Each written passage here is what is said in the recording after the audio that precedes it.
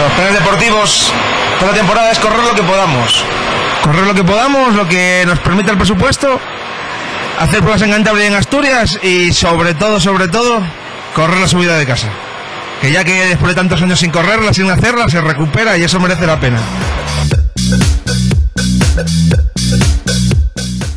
Pues pensé que era solamente un regalo, un día de aniversario y mira, han pasado ya 10 años. Es la culpable de tener el coche y de haber vuelto a correr después de tener a la niña. Y para la falla se animará a correr también ella.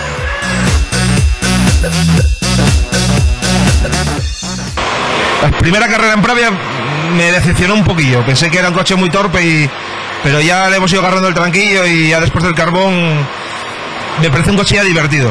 Grande pero divertido. Así que esperamos sacar buenas carreras y terminar Tineo después de muchos años.